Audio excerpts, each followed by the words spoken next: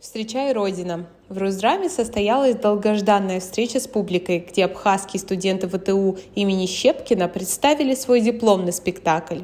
По сложившейся традиции пресс-подход перед премьерой собрал журналистов, которые пришли узнать больше о новом проекте. Генеральный директор театра Ираклий Хиндба, актеры и постановочная группа сумели заинтриговать представителей СМИ, поделившись интересными фактами о спектакле. Мне кажется, ребята, которых мы набрали, которые сейчас 3 года вместе с нами, они продолжают нас в этом смысле только радовать и удивлять. Они стараются, они трудятся в меру своих возможностей. Вот эта вот улыбка, да, которая исходит от них, какой-то удивительный,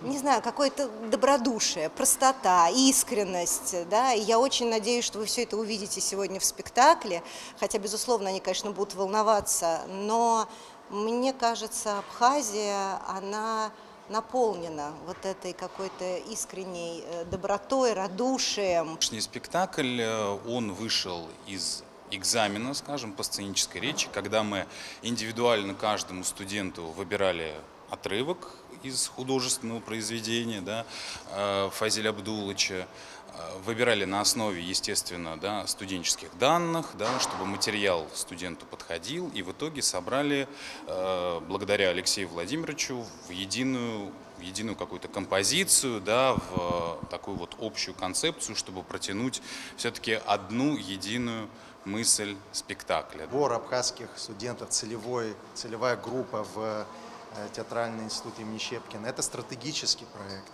И мы так его характеризовали с самого начала. Вот вы увидите, через несколько лет, вы увидите, как еще больше расцветет наш театр, насколько он станет интереснее. Вот это щепкинское вливание, вот щепкинской крови в наш театр, кстати, впервые в истории Абхазии будут выпускники щепкинской школы работать в Абхазии, в театре в Абхазии.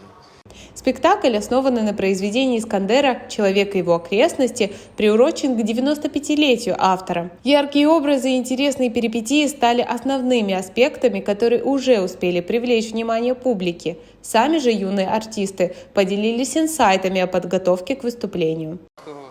Да, действительно, это наш первый дипломный спектакль, и волнительно, потому что, играя его в Москве, мы волновались, конечно, но приезд сюда, благодаря Росконцерту и большим гастролям, это для нас большая честь, и представлять наш дипломный спектакль, наш университет, институт в стенах театра Искандера, это безумная возможность показать абхазскому народу, что произведение абхазского автора Фазиля Абдулыча – это великая история и красивые моменты абхазской жизни.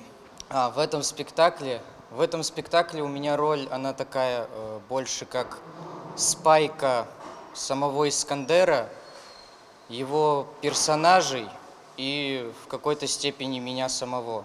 То есть вы увидите на сцене не самого Фазиля Абдулыча, а, можно даже так сказать, литературный персонаж, который будет вас вести весь спектакль от начала и до самого конца. Вообще нужно сказать, что спектакль – это такая необычная форма спектакля. Это разные произведения Фазиля Абдуловича, которые…